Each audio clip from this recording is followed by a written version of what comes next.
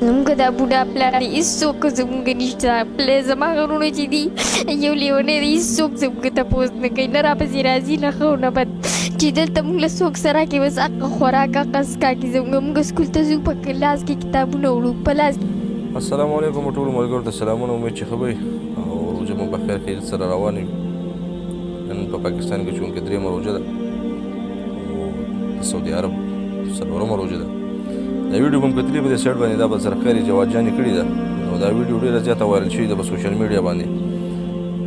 اصل کې خو مطلب په عام ورځو کې هم د دې فاونډیشن والا سره مطلب جواد جانې شو داسې نور په پاکستان کې ښه فاونډیشن دي چې هغوی سره دنیا خلک مطلب مدد کوي او دوی د غریبانو سره پوره مرسته کوي نو په کار موږ ټولو له دا دي چې مطلب دا په دې روژه کې خاص کر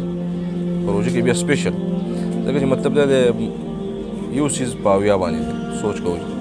یو مونځ په اویا دی داسې هر څه چې کوم نیک کارونه کوي هغه ټول یو په درې باندې دي نو د ویډیو مقصد مې دا د ملګرو چې په دې روژه کې مطلب دا د موږ د غریبانو سره پوره مرسته وکړو څومره چې د چا د اوسې کېږي لکه اوس مطلب دا جینۍ ده د دې دا جړاب تاسو اورېدلي وي مطلب ډېر زیات یو غریبه کورنۍ ده او دا ویډیو ډېر زیاته وایرل شوې ده په سوشل میډیا باندې چې د وګوره داسې خلک پکې هم شته په دنیا کې نو بلکل شته پکې داسې خلک پکې شته چې د ډوډۍ بلکل څه چارې نه کوي د اوبو سره اکثر روټۍ خوري یا د پیاز د دانې سره ډوډۍ خوري خو چاته سوال دا نه کوي نو موږ له پکار دی چې یاره ښه په پټه باندې دا هم نه چې یاره بس راشي هر څیز مطلب هغه یو خبره ډېره زیاته وایرل شوې وه د نن یو دوه درې کاله وړاندې چې سیسې به یې ورکول د غوړو اپونیګۍ به ورکول نه هم به یې سره یو تصویر ویست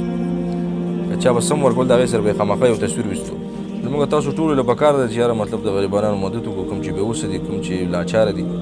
چا چې مطلب د رزق درک نه لري دا هر چا ته معلوم دي په خپل کلي کې په خپله محله کې دا هم نه چې مثال په طور باندې زه یم د پېښور او ډایرکټ مردان ته مطلب دا دی چا له پیسې ولګم یا چا سره خیر و زکات وکړم نو په دې خپله محله کې په خپل ګاونډ کې بیا په خپل کلي کې د هغې کلي نه بیا ګاونډي کلي دا ټولو ته معلوم دي او دا داسې برکتي میاشت چې په دې کې هر څیز مطلب دی د الله پاک دومره ډېر انسان له ورکوي چې یاره ته به سوچ هم نشي کولی د هغه کورونو کې مطلب دا د ترکاریانې او سبزیانې وغیره دا انګوري غوښه هر قسم انګورې لکه چې په کم کور کې به یو قسم څیز پخېږي په هغه کور کې الله پاک د قدرت کار دی بس د روژې دا میاشت چې د په هغې کې 8 قسمه څیزونه بیا قدرتي بس راشي ته باړو پوه هم نه شي دا داسې یو میاشت ده کوشش وکړئ ملګرو چې په دې کې ډېر ثوابونه وګټي ځان د ګناه نه پکې بچ وساتئ او دا داسې میاشت چې په دې میاشت کې ځان په الله پاک باندې وبخئ داسې یو میاشت ده دا په کال کې یو ځل راځي دې کال کې به دنیا خلک ژوندي را روان کال کې هېڅ پته نه لګي چې یاره څوک مړه دي څوک ژوندي دي ملګرو له مې خواست دی دغه ویډیو خاصې په تور دا چې یاره داسې خلک په دنیا کې هم شي چې یاره مطلب دغه دا خبرې به تاسو اورېدلي چې یاره په معده مې د لوږې نه درد دی څومره د افسوس خبره ده نو موږ تاسو له پکار دی چې یاره د داسې خلکو سره مرسته وکړو د داسې خلکو سره